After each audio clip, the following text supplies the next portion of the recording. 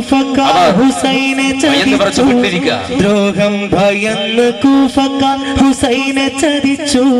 ദുരിതങ്ങൾ നാലു ദിക്കിൽ നിന്നും വന്നു ഭവിച്ചു, ദുരിതങ്ങൾ നാലു ദിക്കിൽ നിന്നും വന്നു ഭവിച്ചു. ദ്രോഹം ഭയന്ന് കൂഫക്കാർ ഹുസൈനെ ചതിച്ചു, ദ്രോഹം ഭയന്ന് കൂഫക്കാർ ഹുസൈനെ ചതിച്ചു. ദുരിതങ്ങൾ നാലു ദിക്കിൽ നിന്നു വന്നു ഭവിച്ചു, ദുരിതങ്ങൾ നാലു ദിക്കിൽ നിന്നു വന്നു ഭവിച്ചു. ഫറാത്ത് നദിയിൽ നിന്നു ജലം പോലും തടഞ്ഞു, പരിശുദ്ധ നബി സന്തതികളാകെ വലഞ്ഞു. ഫറാത്ത് നദിയിൽ നിന്നു ജലം പോലും തടഞ്ഞു, പരിശുദ്ധ നബി സന്തതികളാകെ വലഞ്ഞു. പശിദാഹത്താലെ പിഞ്ചുമക്കളാകെ തളർന്നു, പശിദാഹത്താലെ പിഞ്ചുമക്കളാകെ തളർന്നു. പരനിൽ പരമേൽപ്പിച്ചു ഹുസൈൻ ദുഃഖം മറന്നു, പരനിൽ പരമേൽപ്പിച്ചു ഹുസൈൻ ദുഃഖം മറന്നു. ദ്രോഹം ഭയന്ന് കൂഫക്കാർ ഹുസൈനെ ചതിച്ചു, ദ്രോഹം ഭയന്ന് കൂഫക്കാർ ഹുസൈനെ ചതിച്ചു. ദുരിതങ്ങൾ നാലു ദിക്കിൽ നിന്നും വന്നു ഭവിച്ചു, ദുരിതങ്ങൾ നാലു ദിക്കിൽ നിന്നു വന്നു ഭവിച്ചു. ഒരു കൂഫക്കാരൻ പോലും ഉസൈർ റളിയല്ലാഹുവിന്റെ അടുക്കിലേക്ക് വന്നില്ല. ഉബൈദുല്ലാഹ് ഇബ്നു സിയാദിനെ പേടിച്ചുകൊണ്ട് ഒരൊറ്റ ഒരുത്തനും പുറത്തിറങ്ങിയില്ല. ഉസൈർ റളിയല്ലാഹുവിന്റെ കൂഫയിൽ വന്ന് ക്യാമ്പ് ചെയ്ത ഇവരെല്ലാവരും അറിയും, പക്ഷെ ഒരാളും പുറത്തു വന്നില്ല. ദിവസങ്ങൾ 1-2 കഴിഞ്ഞു. ദുൽഹജ്ജ് മാസം പുറപ്പെട്ട അവരവിടെ എത്തിയത് മുഹറം 1 സന്ധ്യയോടെയാണ്. മുഹറം 1 മഗ്‌രിബിന്റെ സമയത്താണ് അവർ കർബല യുദ്ധഭൂമിയിലെത്തുന്നത്. എന്നിട്ട് 2-3 ദിവസം കഴിഞ്ഞിട്ട് ഒരു കുട്ടി പോലും അങ്ങോട്ട് വന്നില്ല. 2-3 ദിവസം കഴിഞ്ഞപ്പോൾ വന്നത് ഒരു സംഘം പട്ടാളക്കാരാണ്. ഉമർ വസാദാണ് അവരുടെ നേതാവ്. ഉമർ അല്ലെങ്കിൽ അംർ വസാദ് എന്നൊക്കെ പറയും. അപ്പം മൂപ്പരാണ് വന്നത്. ആയിരക്കണക്കിന് പട്ടാളത്തെയും കൊണ്ട് വന്നിട്ട് പട്ടാളത്തെ ഒരു ഭാഗത്ത് നിർത്തി. എന്നിട്ട് ഒറ്റക്ക് മഹാനായ ഉസൈർ റളിയല്ലാഹു അൻഹുവിന്റെ അടുക്കിലേക്ക് അംർ വസാദ് വന്നു. എന്നിട്ട് ഉസൈർ റളിയല്ലാഹു അൻഹുവിന് സലാം പറഞ്ഞു. അവർ സലാം അടക്കി. എന്നിട്ട് ചോദിച്ചു, ഹുസൈനോട് അംർ വസാദ് ചോദിക്കുക, അല്ല ഹുസൈൻ, എന്താ നിങ്ങളുടെ തീരുമാനം? മൂപ്പര് എന്താ? നിങ്ങളുടെ പ്രതിനിധിയായിട്ട് കൂഫയിലേക്ക് അയച്ച മുസ്ലിം കൊല്ലപ്പെട്ടു പോയി. ഉസൈർ റളിയല്ലാഹു തിരിച്ചടിച്ച് ചോദിച്ചു, ആ മുസ്ലിമിനെ മാത്രമല്ലല്ലോ നിങ്ങൾ കൊന്നത്, ലോകം എന്തെന്നറിയാത്ത 2 ചോര പൈതങ്ങളെ നിങ്ങൾ തട്ടിയില്ലേ? അപ്പൊ പറഞ്ഞു, അത് വിധി. ഉബൈദുല്ലാഹ് ഇബ്നു സിയാദിന്റെ പ്രഖ്യാപനമല്ലത്, ഒരു കള്ളുകുടിയൻ കൊന്നതാ. ഏതായാലും ആ മക്കളും പോയി. പക്ഷെ ആ മക്കളെ പോലെ ചില മക്കൾ നിങ്ങളുടെ കുടുംബത്തിലുണ്ട്. അതുകൊണ്ട് നിങ്ങളോട് കുറച്ച് സ്നേഹമുള്ളതുകൊണ്ടാണ് അംർ പറയണത്, ഇവിടെ നിന്ന് ഒരു കാലടി നിങ്ങൾ മുന്നോട്ട് വെക്കാൻ പാടില്ല. നിങ്ങൾ തിരിച്ചു പോകണം മക്കത്തേക്ക്. അതാണ് തീരുമാനം, മുകളിൽ നിന്നുള്ള തീരുമാനം അതാണ്. യസീദിന്റെ തീരുമാനം ഉബൈദിനെ അറിയിച്ചു കഴിഞ്ഞു. ഉബൈദ് അത് നടപ്പാക്കാൻ എന്നെ വിട്ടതാ. അതുകൊണ്ട് ഒരിക്കലും നിങ്ങൾ ഇനി ഇവിടെ നിന്ന് അങ്ങോട്ട് പോകരുത്. നിങ്ങളോട് നിങ്ങളുടെ കുടുംബത്തോടുള്ള സ്നേഹം കൊണ്ട് പറയാം. നോക്ക്, ഭരണം ഒരിക്കലും നിങ്ങൾക്ക് ഇനി കിട്ടില്ല. ഭരണം യസീദിന്റെ കൈകളിലാണ്. പിന്നെ നിങ്ങൾക്ക് കിട്ടാൻ മരണമാണ്. മരണം കിട്ടാതിരിക്കണമെങ്കിൽ നിങ്ങൾക്ക് തിരിച്ചു പോകണം. ഈ 2 പറഞ്ഞ ഉസൈർ റളിയല്ലാഹു അൻഹു പുഞ്ചിരിച്ചിട്ട് പറഞ്ഞു, ഭരണോ പിന്നെ മരണോ? ഭരണം അത് 2 മരണം ഭയന്ന് പാടങ്ങില്ലാതെ വീരേ. ദുഷ്ടഭരണം വേടിഞ്ഞു ജനത്തിൻ്റെ കഷ്ടമൊഴിവാക്കൂ, എങ്കിൽ പിന്മാറാം ഞാൻ. ഭരണം കൊതിച്ച് വന്നില്ല ഞാൻ തീരെ, മരണം ഭയന്ന് പാടങ്ങില്ലാതെ വീരേ. ദുഷ്ടഭരണം വേടിഞ്ഞു ജനത്തിൻ്റെ കഷ്ടമൊഴിവാക്കൂ, എങ്കിൽ പിന്മാറാം ഞാൻ. ഉസൈർ റളിയല്ലാഹു അൻഹു അംർ വസാദിനോട് പറഞ്ഞു, ഭരണം വേണ്ടടോ, എനിക്ക് ഭരണം വേണമായിരുന്നുവെങ്കിൽ ഞങ്ങൾ ഇത് കൊടുക്കൂലായിരുന്നല്ലോ. ഭരണം വേണമെങ്കിൽ എന്റെ സഹോദരനാണല്ലോ ഇത് യസീദിന്റെ ഉപ്പാന്റെ കയ്യിൽ വെച്ച് കൊടുത്തത്. ഭരണം ഞങ്ങൾക്ക് ആഗ്രഹമുണ്ടായിരുന്നുവെങ്കിൽ ഞങ്ങൾ ആ ഭരണം ഞങ്ങൾ പിടിച്ചെടുക്കുമായിരുന്നു. ഞങ്ങൾക്ക് ഭരണമൊന്നും വേണ്ട.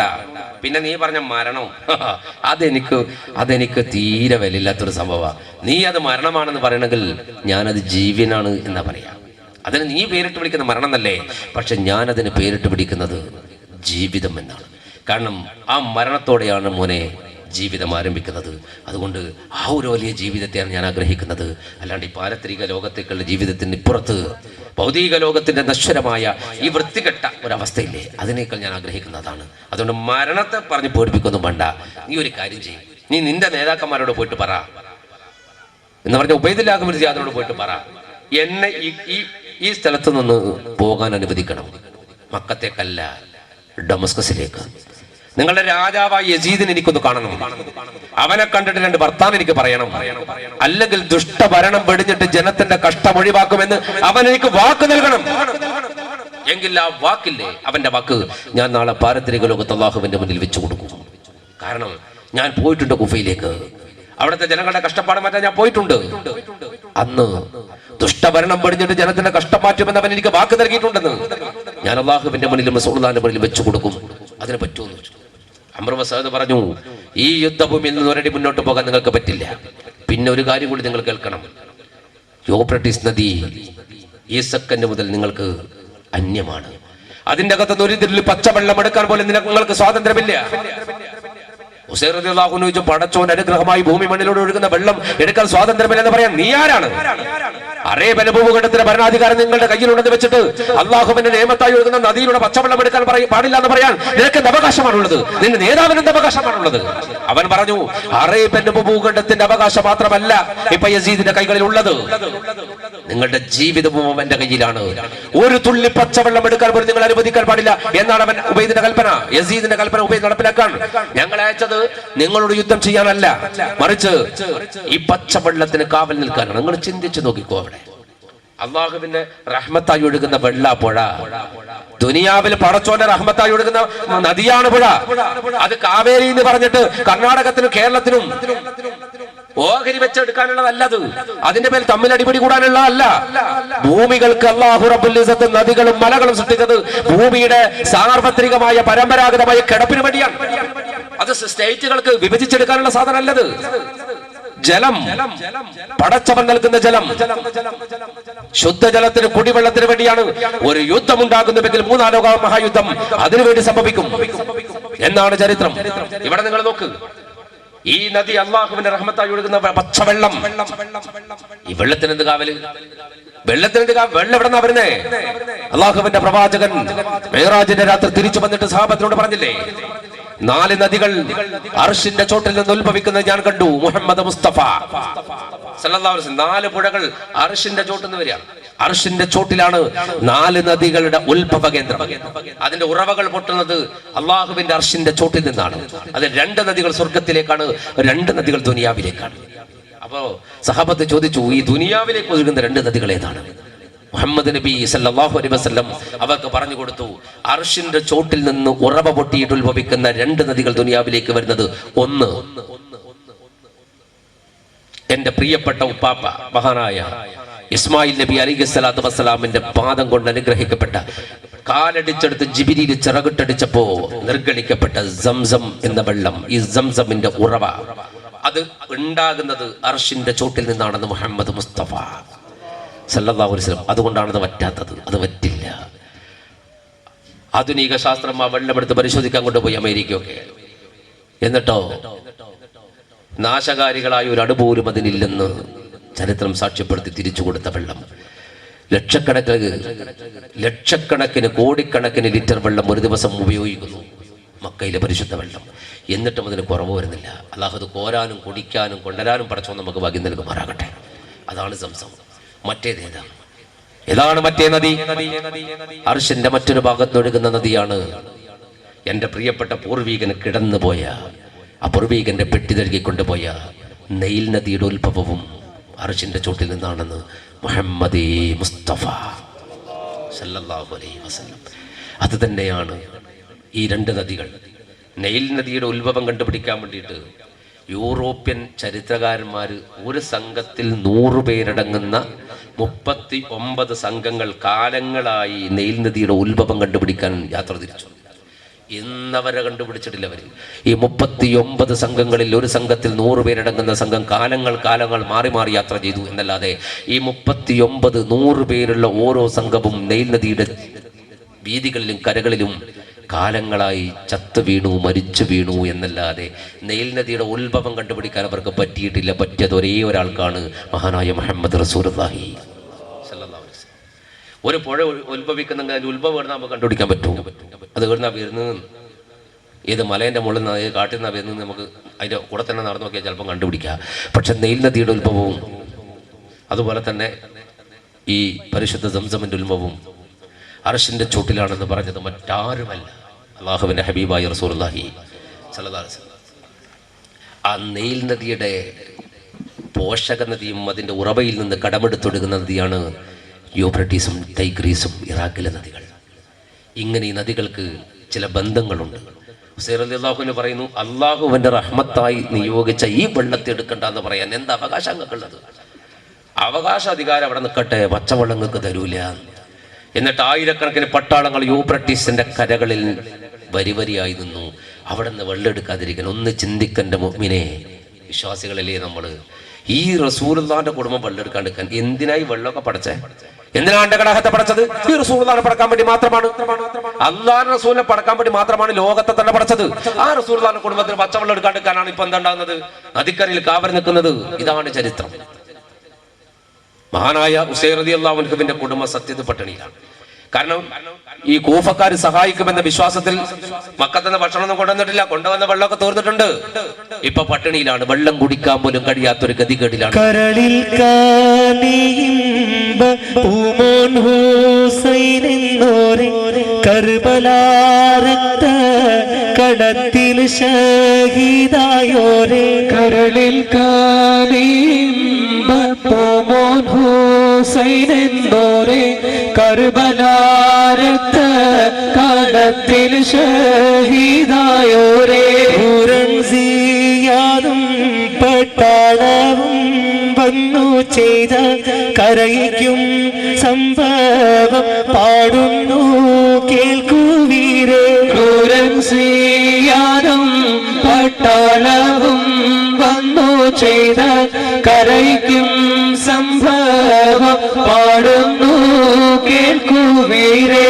അരുമപ്പൂവായ ഹുസൈനും കുടുംബത്തിനും ഒരു തുള്ളി ദാഹജലം പോലും നൽകിടാതെ എരിപോരി കൊള്ളുന്ന കർബല തീമണലിൽ നരകിപ്പിച്ചേരെ സിയാദും രണമാടുന്നേ. പൂമോൻ ഹുസൈൻ എന്നോരെ കർബലാരത്ത കടത്തിൽ ഷഹീദായോരെ. സിയാദും പട്ടാളവും വന്നു ചെയ്ത കരയിക്കും സംഭവം പാടുന്നു കേൾക്കുവീരേ. മഹാനായ ഹുസൈൻ റളിയല്ലാഹു അൻഹുവിന്റെ കുടുംബത്തിനെയും പച്ചവെള്ളം കൊടുക്കാതിരിക്കാൻ വേണ്ടി യൂഫ്രട്ടീസ് കരകളിൽ അവർ പട്ടാളത്തെ കാവൽ നിർത്തി കഴിഞ്ഞു. ദിവസങ്ങൾ കഴിഞ്ഞിരിക്കുന്നു. കുട്ടികളൊക്കെ പട്ടിണിയിലാണ്. ദാഹപരവശരായ ആ പിഞ്ചു പൈതങ്ങൾ പോലും കാലിട്ടടിച്ച് കരയാണ്. സഹിക്കാൻ പറ്റാത്തൊരവസ്ഥയാണ് ഹുസൈൻ റളിയല്ലാഹു അൻഹുവിന്റെ ടെന്റിന്റെ അകത്തുള്ളത്. വലിയവർ പിന്നെയും സഹിക്കും, ചെറിയ മക്കൾക്ക് എന്തറിയാം? വെള്ളം കിട്ടാതെ മുഹറം അങ്ങനെ കഴിഞ്ഞാൽ പോവാ എന്ന് പറഞ്ഞാൽ മുഹറം 1, 2, 3, 4, 5 ഒക്കെ കഴിഞ്ഞു. എന്നിട്ടും വെള്ളമൊന്നുമില്ല. സഹനം നഷ്ടപ്പെട്ടു പോയ അബ്ബാസ് റളിയല്ലാഹു അൻഹു കുട്ടികളെ കാര്യത്തിൽ സഹിക്കാൻ പറ്റണില്ല മൂപ്പർക്ക്. ഹുസൈൻ റളിയല്ലാഹു അൻഹുവിന്റെ അടുക്കൽ വന്നിട്ട് പറഞ്ഞു, ഹുസൈനെ എന്താ ഇത്? നിങ്ങൾ എന്തിങ്ങനെ ടെൻഷൻ അടിച്ചിരിക്കുന്നത്? എന്താ മൗനമായിരിക്കുന്നത്? നമ്മുടെ പ്രിയപ്പെട്ട മക്കൾക്ക് പച്ചവെള്ളം നിരോധിച്ച് ഈ വർഗത്തിനെതിരെ യുദ്ധം ചെയ്യാൻ എന്നെ അനുവദിക്കുക. ഞാനും എന്റെ പ്രിയപ്പെട്ട കൂട്ടുകാരും അവരോട് യുദ്ധം ചെയ്തിട്ട് യൂഫ്രട്ടീസ് നദിയിൽ നിന്ന് പച്ചവെള്ളം എടുത്തിട്ട് നിങ്ങളുടെ മക്കൾക്ക് കൊണ്ടു കൊടുക്കുക. നിങ്ങൾ സമ്മതിക്ക്. ഒരു സെക്കൻഡ് മൗനമായിരുന്നു. ഹുസൈൻ റളിയല്ലാഹു അൻഹു എഴുന്നേറ്റിട്ട് പറഞ്ഞു, അൽഹംദുലില്ലാ, അങ്ങനെ ചെയ്യാം. ശരി, അങ്ങനെ ചെയ്യാം. ഹുസൈൻ റളിയല്ലാഹു അൻഹു സമ്മതം കൊടുത്തപ്പോ അബ്ബാസ് റളിയല്ലാഹു അൻഹു തന്റെ കൂട്ടുകാരെ വിളിച്ചു. സുൽത്താന കുടുംബത്തിൽപ്പെട്ട ആൾക്കാർ തന്നെയാണ്, താവഴിക്കുള്ള ബന്ധുക്കളാണ്. അവരൊക്കെ വിളിച്ചു കൂട്ടിയിട്ട് പറഞ്ഞു, നമുക്ക് വെള്ളം എടുക്കണം. എന്തായാലും തർക്കമുള്ള വെള്ളം എടുക്കണം. വെള്ളം എടുത്ത് നമ്മളെ മക്കൾക്ക് കൊണ്ടുകൊടുക്കണം. ഈ ഹുസൈന്റെ മക്കൾക്ക് കൊണ്ടുകൊടുക്കണം റളിയല്ലാഹു അൻഹു. ഒരു തോൽപാത്രം എടുത്ത് വരും. വറ്റി വരണ്ടിരിക്കാണ്, മരുഭൂമിയാണ് നമ്മുടെ ഇപ്പൊ ഈ ഇപ്പോഴത്തെ ചൂട്ടിനെ നമുക്ക് പുറക്കാൻ കഴിയുന്നില്ല. നിങ്ങൾ ചിന്തിക്കുക, ഇപ്പോഴത്തെ ചൂടിനെ നമുക്ക് ഇവിടെ വെക്കാൻ കഴിയുന്നുണ്ടോ? റൂമിന്റെ അകത്ത് കിടക്കാൻ കഴിയുന്നുണ്ടോ? വെള്ളം അങ്ങനെ കുടിക്കുന്നത് അതെങ്ങനെയാ പോകുന്നത് ചെയ്യുന്നില്ല. വെള്ളം കുടിച്ചാൽ പോലും മൂത്രം ഒഴിക്കാൻ കഴിയുന്നില്ല. മൂത്രം ഒഴിക്കുമ്പോ ഒന്നുമില്ല, കുറച്ച് ചൂടുള്ള ഒരു 2 ടീസ്പൂൺ ആവുന്നുള്ളൂ. അതാണ് അവസ്ഥ. നിങ്ങൾ ചിന്തിച്ചോക്കെ, രാവിലെ സുബഹി മുതൽ വൈകുന്നേരം മഗ്‌രിബ് ബാങ്ക് വരെ നോമ്പ് നോക്കുന്ന ഒരു മനുഷ്യൻ, അവന് ഭക്ഷണം കിട്ടണമെന്നൊന്നല്ല അവൻ വിചാരിക്കും, ഒന്ന് വെള്ളം കിട്ടിയാൽ മതി എന്നാ. വെള്ളം കിട്ടിയാൽ മതി എന്ന് ചിന്തിച്ചു പോകും നമ്മളല്ലേ. പരിശുദ്ധ റമദാൻ മാസം നോമ്പ് നോക്കിയാൽ പണ്ടെടുത്താൻ പറഞ്ഞല്ലോ, വധുവിന്റെ ബാക്കി വെള്ളം കുടിക്കൽ റസൂലുള്ള സുന്നത്താക്കിയിട്ടില്ലെങ്കിൽ എനിക്ക് ഒറ്റ നോമ്പും ഉണ്ടാവില്ല. അപ്പൊ 5 വക്തം കുടിക്കൽ തന്നെയാ പണി. വധു കൊടുക്കുക, അതിലെ വെള്ളം പിന്നെ വയറുറച്ചും കുടിക്കും, എനിക്ക് ഫുള്ള് ബാക്കിയല്ലേ. അപ്പോ ഇവിടെ റസൂലുള്ളാഹി സ്വല്ലല്ലാഹു അലൈഹി വസല്ലമയുടെ കുടുംബത്തിന് പച്ചവെള്ളം കിട്ടണില്ല. എടുക്കാൻ തീരുമാനിച്ചു. ഒരു തോൽപാത്രമായിട്ട് ഇവർ 50 പേര് യൂപ്രട്ടീസിന്റെ കരകളിലേക്ക് പോകാണ്. അവരടിച്ച തിരിച്ചടിക്കും. അതിന് വാളൊക്കെ കരുതിയിട്ട് തന്നെ പോണത്. ആണത്തുണ്ടെങ്കിൽ എതിർക്കാൻ വരട്ടെ എന്ന്. ഇവര് വെള്ളെടുക്കാൻ പോകുമ്പോ ഉമർ ബസാദ് വിളിച്ചു പറഞ്ഞു, ശത്രുക്കളും വളഞ്ഞിടുന്നേ, ഉടൻ വീരശുചായികളെതിരിടുന്നേ. ഈറ്റപ്പുലി പോലെ 50 പേരും ഊറ്റത്തോടെ പൊരുതിയെല്ലാരും. ഈറ്റപ്പുലി പോലെ 50 പേരും ഊറ്റത്തോടെ പൊരുതിയെല്ലാരും. ഒരുപാട് ശത്രുക്കളെ അറിഞ്ഞിടുന്നേ. അവസാനം അവരെല്ലാം ഷഹീദാകുന്നേ, ഷഹീദാകുന്നേ. ഇടബലം ശത്രുക്കളും വളഞ്ഞിടുന്നേ, ഉടൻ വീരശുചാഹികളെതിരിടുന്നേ.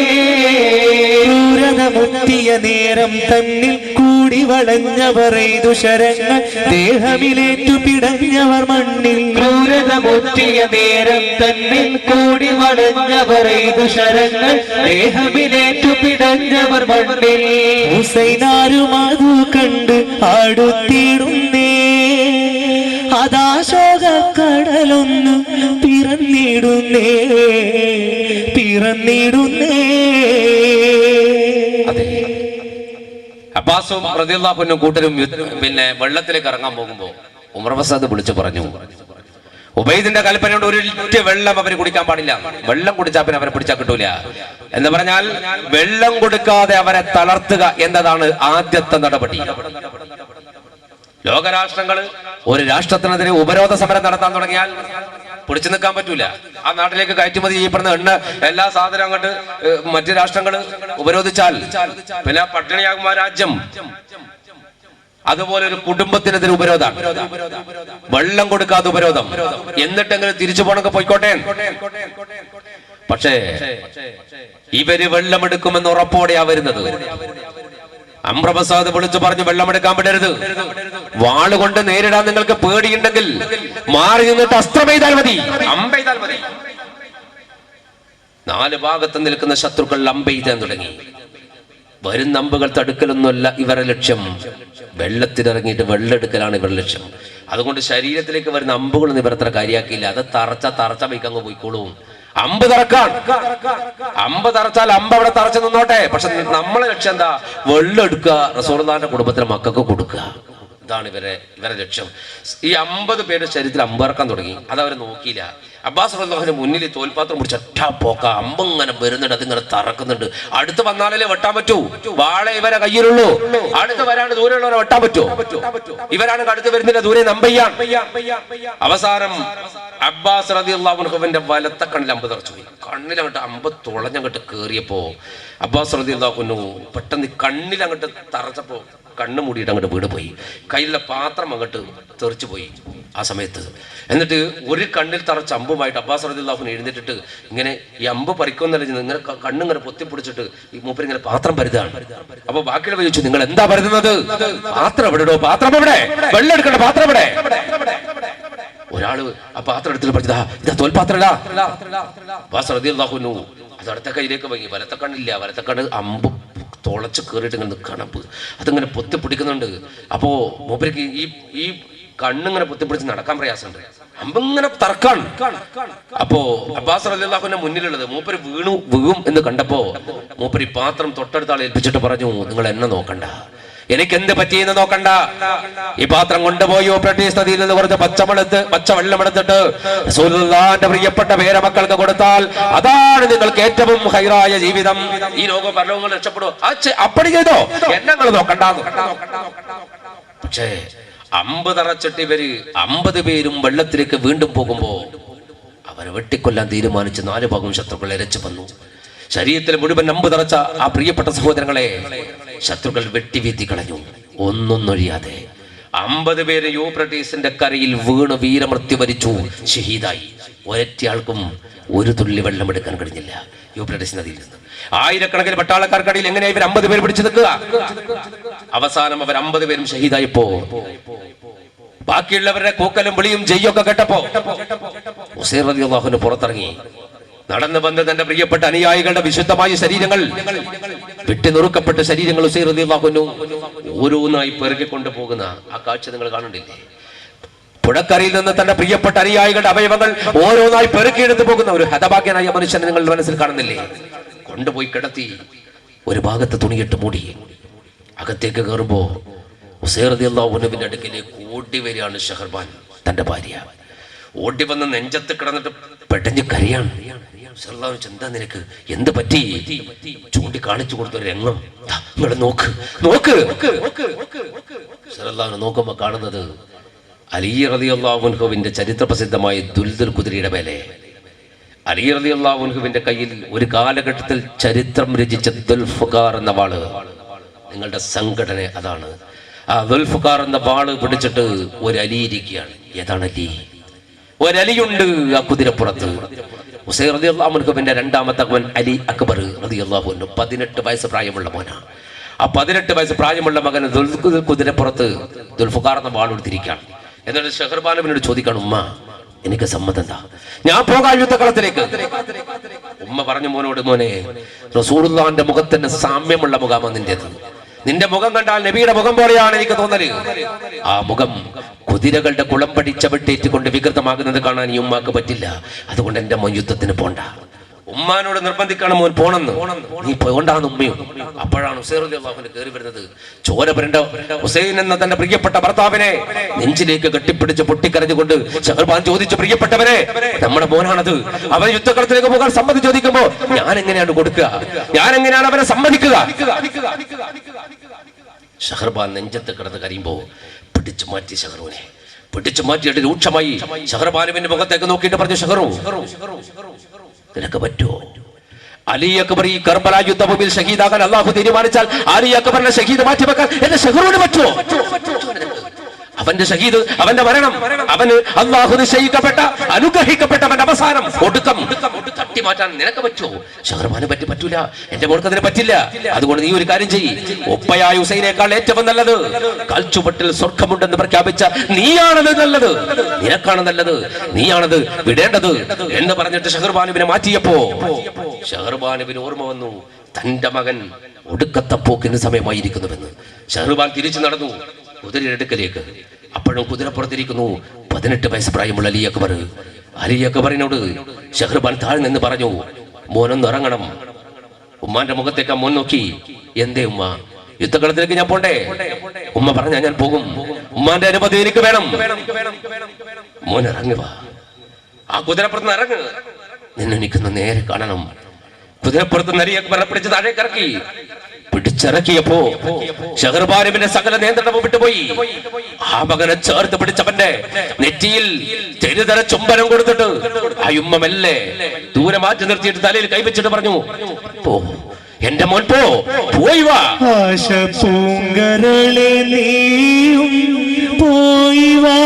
ഒരു ഉമ്മ ഒരു മകനെ ചരിത്രത്തിൽ നിങ്ങൾ കാണില്ല.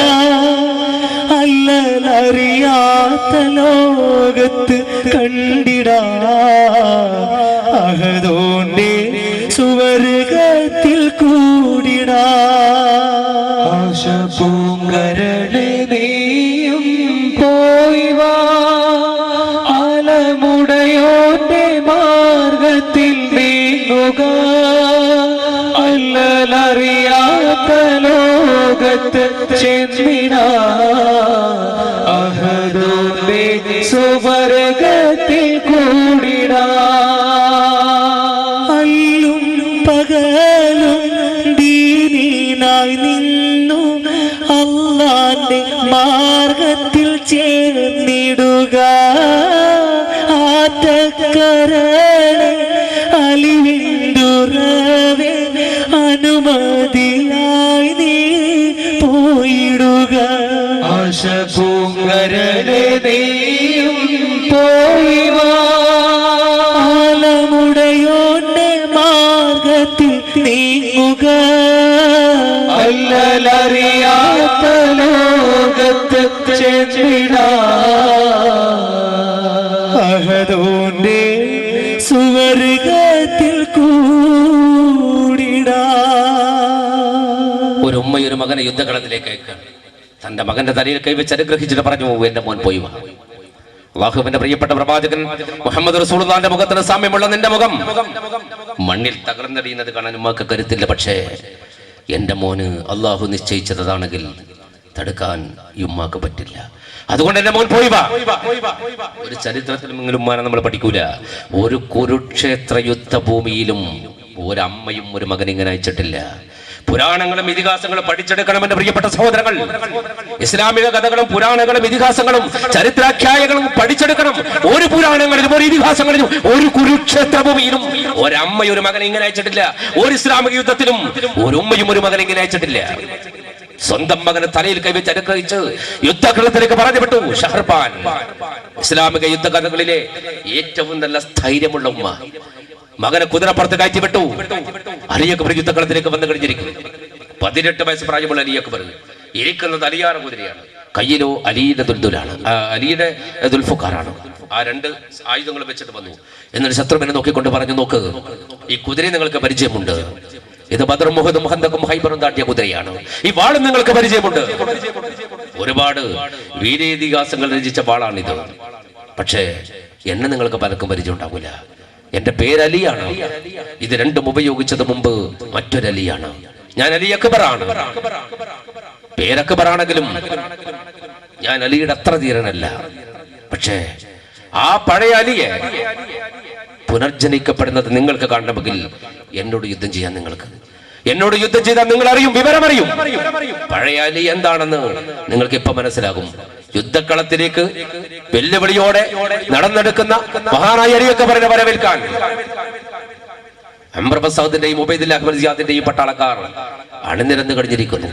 കേവലം 18 വയസ്സുള്ള പ്രായമുള്ള കുട്ടി ഒറ്റവെട്ടിന് കൊല്ലാമെന്ന് അവർ ആഗ്രഹിച്ചു. പക്ഷേ ചരിത്രം അവർക്ക് വല്ലാത്ത വെല്ലുവിളി ഉയർത്തി. ആ 18 വയസ്സ് പ്രായമുള്ള യുവാവാകുന്ന അല്ലെങ്കിൽ കേവലം ബാല്യത്തിലേക്ക് കിടക്കുന്ന പൊന്നുമോൻ കാട്ടിയത് ബദറിലും മുഹദിലും അലിയാർദങ്ങൾ കാട്ടിയ വീരേതിഹാസം തന്നെയാണ്. 82 എണ്ണത്തിനെ വെട്ടി വീഴ്ത്തി. 8-2. 82 ശത്രുക്കളെ വെട്ടി കൊന്നുകളഞ്ഞു യുദ്ധക്കളത്തിൽ. നിങ്ങൾ നോക്കണം, 18 വയസ്സ് പ്രായമുള്ള ഒരു കുട്ടി 82 എണ്ണത്തിനെ കൊല്ലുക. അത് യുദ്ധവീരന്മാരെ. എന്നിട്ട് അണ്ണാക്ക് വരണ്ടു പോയി, ദാഹം കൊണ്ട് തൊണ്ട വരണ്ടു, വായ തുറക്കാനും അടക്കാനും കഴിയാത്ത ഒരു ഗത്യന്തരത്തിലേക്ക് വന്നു. മുഹറം 9 അലിയൊക്കെ പറഞ്ഞ യുദ്ധം. 9 ദിവസം പച്ചവെള്ളം കുടിക്കാത്ത ഒരു മനുഷ്യന്റെ കഥ ഒന്ന് ഓർത്തു നോക്ക്. മണിക്കൂർ 1-2 മണിക്കൂർ ഈ വേനൽക്കാലത്ത് വെള്ളം കുടിക്കാതെ ജീവിക്കാൻ നമുക്ക് പറ്റുമോ? ആ മനുഷ്യൻ 9 ദിവസം വെള്ളം കുടിക്കാണ്ട് ഇടഭൂമിയിൽ പോരടിക്കുകയാണ്. അവസാനം തളർന്നവശനായ അലി അക്ബർ ഒരുപാട് ചോര പറഞ്ഞിട്ടുണ്ട്, ഒരുപാട് വെട്ടുകൾ ശരീരത്തിൽ കൊണ്ടിട്ടുണ്ട്. എന്നിട്ട് തിരിഞ്ഞു നിന്നിട്ട് മഹാനായ ഹുസൈൻ റളിയല്ലാഹു അൻഹു ഉപ്പാനെ നോക്കിയിട്ട് വളരെ ദൈന്യതയോടെ വിളി വിളിച്ചു, ബാപ്പാ ബാപ്പാ ബാപ്പാ. എനിക്കൽപ്പം ജലം തരുമോ? ബാക്കി കഴിച്ചിടാ അതു കിട്ടുമോ? വായിൽ ഉമിനീരും വരണ്ട് പോയി, ബാഹ്യ അവയവം തളർന്ന് പോയി.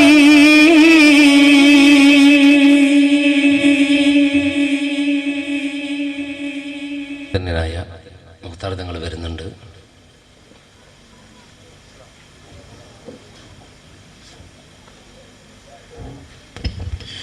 طلع البدر علينا من ثنيات الوداع وجب الشكر علينا ما دعا لله داع.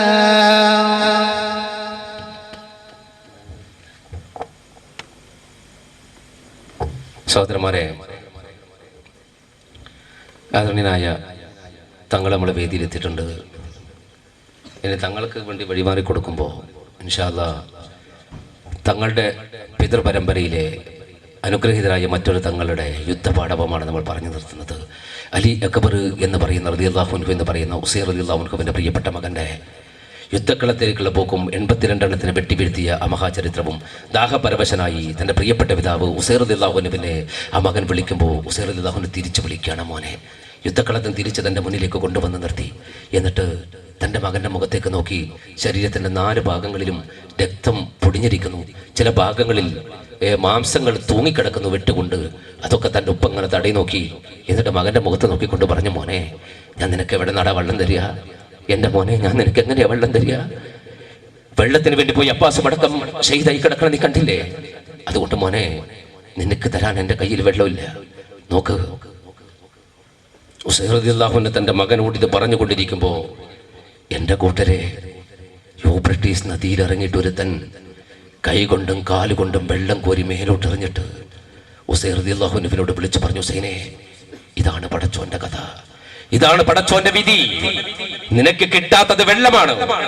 നിന്റെ മകൻ ദാഹിച്ച് പരവശനായി അണ്ണാക്ക് പറ്റിയിട്ട് നിന്നോട് പറയുമ്പോ, നിന്നോട് വേവത പറയുമ്പോ, നിന്നോട് കഷ്ടപ്പാട് പറയുമ്പോ, അള്ളാഹു എനിക്കിതാ വെള്ളം നൽകിയിരിക്കുന്നു. കളിക്കാനും കോരാനും എറിയാനും